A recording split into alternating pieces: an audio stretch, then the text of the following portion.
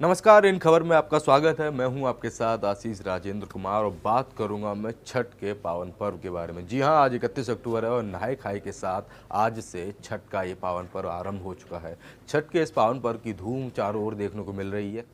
खास तौर पर यह छठ का पावन पर्व बिहार, झारखंड, यूपी और दिल्ली समेत कई राज्यों में बड़ी ही धूमधाम के साथ मनाया जाता है। सभी लोग नहाय खाए की पूजा विधि के साथ आज से छठ का ये पावन पर्व यानी कह लीजिए छठ पूजा के लिए तत्पर रहेंगे, तैयार रहेंगे और आज से ही इसका आरंभ हो चुका है। सूर्य देवता और छठी मैया की पूजा की जाती है इस छठ पर्व के दौरान।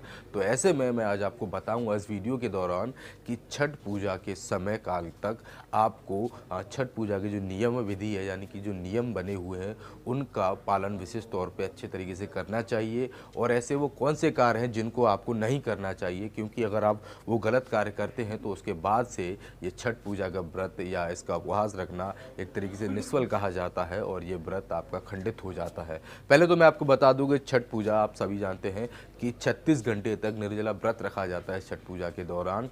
और 31 अक्टूबर से लेकर 2 नवंबर यानी कि जो इस साल की छठ पूजा का समय है वो रहेगा। और इसके साथ ही मैं आपको बताऊंगा और नियम कानूनों के बारे में जो छठ पूजा के लिए लागू होते हैं, या कह लीजिए छठ पूजा में उन नियमों का पालन विशेष तौर पे करना चाहिए, उस पूजा विधि के साथ पूजा करनी चाहिए। क्योंकि सभी व्रतों के हिसाब से देखा जाए तो छठ पूजा का व्रत सबसे कठिन माना जाता है। जो लोग छठ का व्रत रखते हैं वो 36 घंटे तक बिना पानी पिए छठी मैया और सूर्य देवता की पूजा अर्चना करते हैं। नहाय खाए के साथ सूर्य को अर्घ लगाने तक की इसमें जो विधि है वो विधि विधान से करनी चाहिए और नियम के साथ उनका पालन करना चाहिए। क्योंकि पौराणिक कथाओं के अनुसार ऐसा माना जाता है कि राजा सगर हुआ करते थे जिन्होंने सूर्य षष्ठी के व्रत को नियम अनुसार नहीं किया था, तो ऐसे में उनको इसका परिणाम भुगतना पड़ा था और उनके 60,000 पुत्रों की मृत्यु हो गई थी। तब से ऐसा माना जाता है, या कह लीजिए ऐसी शास्त्रों के अनुसार या पौराणिक कथाओं के अनुसार मान्यता है कि छठ पूजा और छठी मैया की जो पूजा आराधना है उसको नियम अनुसार करना चाहिए, ताकि आपको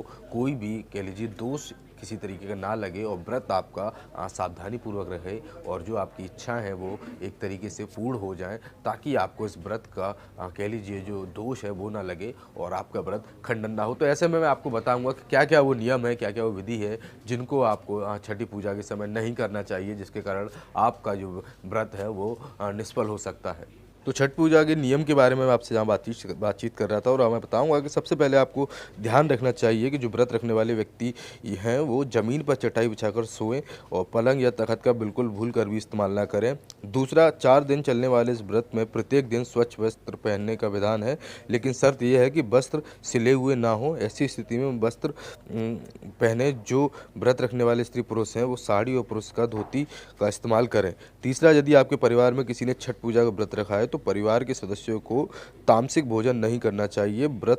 से 4 दिन तक शुद्ध शाकाहारी भोजन ही ग्रहण करना चाहिए। इसके अलावा जो आखिरी नियम है वो विशेष तौर पर ध्यान रखने योग्य है कि व्रत रखने वाले व्यक्ति को पूरे 4 दिनों तक मांस, मदिरा, धूम्रपान, झूठे वचन, काम, क्रोध आदि चीज़ों से दूर रहना चाहिए। तो ये जो नियम मैंने आपको बताया कि छठी पूजा या छठ पूजा के दौरान आपको विशेष तौर पर इनका पालन करना चाहिए और इन कार्यों से दूर रखना चाहिए, ताकि छठी मैया और सूर्य देवता की कृपा आप पे बरसती रहे और आपका परिवार सुखमय रहे और जो आपकी मनोकामना है वो पूर्ण होती रहे। खैर, अगर आपको वीडियो अच्छा लगा हो तो इसे लाइक करें और चैनल इन खबर को सब्सक्राइब करना बिल्कुल ना भूलें। धन्यवाद। इन खबर चैनल को सब्सक्राइब करें और बेल आइकन दबाना ना भूलें।